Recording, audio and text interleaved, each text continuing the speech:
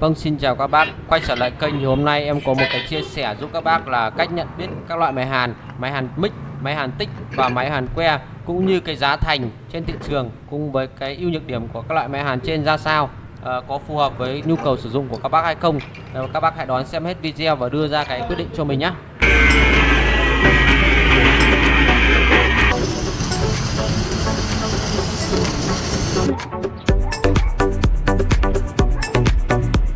Vâng, đi đến con máy đầu tiên ở bên tay trái em, đây là một con máy hàn tích nha các bác nhá. Con máy hàn tích này là con máy hàn tích của Nhật, hàng bãi, có cái công suất là 300A của hãng Daehan. Thì khi dùng con máy hàn tích này các bác cần có khí bảo vệ đi kèm. Thường thì người ta sẽ dùng cái khí argon để bảo vệ cái mối hàn không bị oxy hóa trong cái quá trình hàn. Cái máy hàn tích này nó có các ưu điểm. Ưu điểm thứ nhất là nó cho ra cái mối hàn trắng đẹp sạch sẽ, yêu cầu cái độ thẩm mỹ cao. Cái ưu điểm thứ hai là nó hàn đa dạng được trên nhiều vật liệu: sắt, nhôm, đồng, kẽm, titan, nó đều hàn được hết. Và các vật liệu mỏng vì nó kiểm soát nhiệt độ hàn rất chi là tốt. Đây là một ví dụ bên em hàn trên vật liệu nhôm và đem máy hàn giao cho khách. Đấy, các bác có thể thấy là mối hàn rất chi là sạch sẽ. Còn cái nhược điểm của máy hàn tích thì sao? Nhược điểm của máy hàn tích đầu tiên phải nói đến về giá thành. Giá thành của máy hàn tích là đắt hơn rất nhiều so với máy hàn que và máy hàn mic. Cái nhược điểm thứ hai của nó là tốc độ hàn chậm, vì nó hàn là nó dùng cao áp phóng ra tia lửa điện để đốt cháy kim loại, giúp cho kim loại nó kết nối được với nhau. Cái đầu hàn nó được dùng bằng chất liệu là đầu que hàn được dùng bằng chất liệu là Wolfram. Nó có nhiệt độ rất cao, nó có thể làm chúng ta bị xám da, cháy da nếu mà chúng ta không có đồ bảo hộ đầy đủ. Đấy. Cái nhược điểm thứ ba của nó là nó cồng kềnh, vì nó cần phải đi theo một cái bình khí nữa đi kèm. Nếu mà ở trong cái môi trường làm việc chật hẹp thì chúng ta không có chỗ để cái bình khí của máy hàn tích. Và cái cuối cùng là cái máy hàn tích không dễ hàn nha các bác. Yêu cầu cái người thợ hàn là phải có cái tay nghề cao. Vâng, tiếp theo chúng ta đi đến con máy ở bên tay phải em, đây là con máy hàn que. Con máy hàn que này là con máy hàn que hệ cơ. Nó có cái tay quay là giúp chúng ta là điều chỉnh cái dòng hàn ở trên này. Con này có công suất tối đa là 300A. Và bên trên nữa là một con máy hàn que. Máy hàn que này là con máy hàn que điện tử nha các bác nhé. Con máy hàn que điện tử thì nó sẽ gọn nhẹ hơn con máy hàn que hệ cơ, nhưng mà đổi lại cái độ bền của nó thì nó sẽ không bằng những cái con máy hàn que hệ cơ như thế này. Đấy. Thì đầu tiên đi đến phần ưu điểm của máy hàn que. Ưu điểm của máy hàn que là nó dễ sử dụng. Chỉ cần học trong cái thời gian ngắn là chúng ta có thể là sử dụng những con máy hàn que như thế này được rồi. Cái ưu điểm thứ hai là các con máy hàn que ấy, thì nó thường có cái giá thành rẻ, nó còn được gọi là cái đồ phổ thông ấy, thường được sử dụng nhiều, bởi vì nó có giá thành là hầu như là rẻ nhất so với các loại máy hàn. Cái thứ ba là nó không cần phải là đi kèm cái gì cồng kềnh, nó chỉ cần một cái que hàn nhỏ nhỏ như thế này thôi. Que 2 ly, 3 ly, 4 ly, 5 ly. Đấy, tùy theo mà cái công suất của máy như nào thì chúng ta dùng cái que hàn như vậy.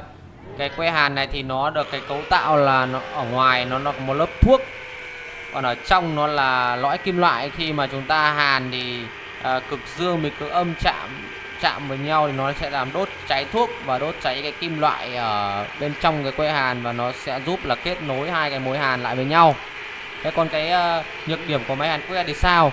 Nhược điểm của máy hàn que thì là đầu tiên phải nói đến là nó có nhiều xỉ các bạn. Mỗi lần hàn xong là anh em là phải dùng một cái que búa gõ xỉ để gõ xỉ nó đi. Thứ hai là mối hàn nó đen, nó xấu, nó có bọt khí. Thứ ba nữa là cái máy hàn que nó có cái khói hàn là rất chi là độc anh ạ. Khói hàn nếu mà bay vào mắt thì có thể là làm chúng ta bị đau mắt. Tiếp theo là nó khó kiểm soát nhiệt độ các bạn. Nếu mà chúng ta hàn không quen tay mà khó kiểm soát nhiệt độ thì cái máy hàn que cũng rất dễ làm cái lủng cái chất liệu hàn, và nó đã xấu nó lại làm cho mối hàn của chúng ta là càng ngày xấu hơn, mất công mà đi hàn lại rồi gõ xỉ. Và cuối cùng ở bên đây là một con máy hàn mic nha các bác nhé. Con máy hàn mic thì nó có hai loại, đó là máy hàn mic dùng khí và máy hàn mic không dùng khí.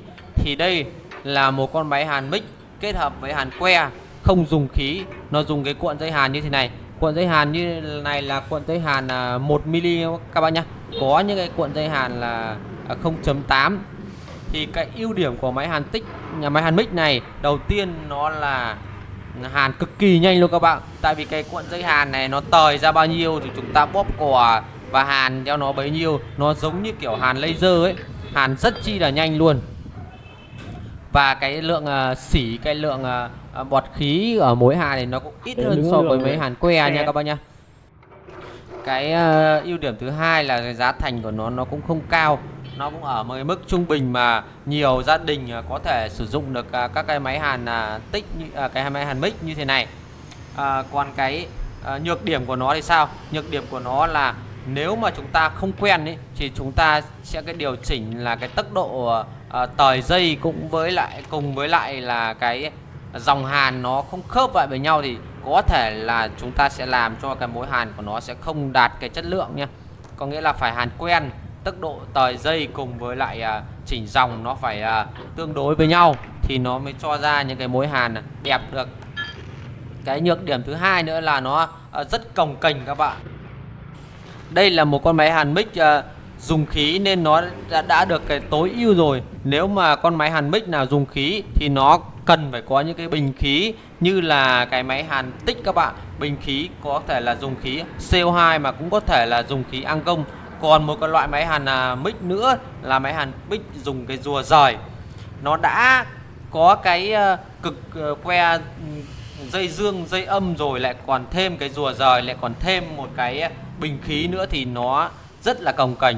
Ở các cái vị trí nào chật hẹp thì chúng ta không thể set up được để sử dụng các con máy hàn mic như này. Tuy nó có tốc độ cực nhanh, hàn trong môi trường là đa dạng vật liệu, tuy nhiên là cái nhược điểm của nó là nó lại cồng kềnh hơn rất nhiều so với máy hàn tích hay là máy hàn que. Đấy. Vừa rồi thì em đã chia sẻ cho các bác là cách nhận biết các loại máy hàn thì tùy thuộc vào nhu cầu sử dụng của các bác như thế nào thì các bác có thể là chọn lựa các loại máy hàn phù hợp với mục đích sử dụng của mình nhé.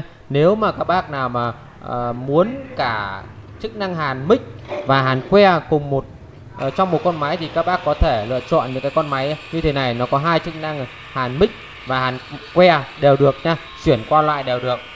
Vâng, thì em xin phép là dừng cái video tại đây và hẹn gặp lại các bác ở những cái video tiếp theo. Nếu thấy hay thì các bác cho em một like và một đăng ký kênh để em có động lực làm những cái video tiếp theo để chia sẻ cho các bác là các cái kinh nghiệm trong cái nghề cơ khí này nha các bác nhá. Và giờ xin chào và hẹn gặp lại các bác.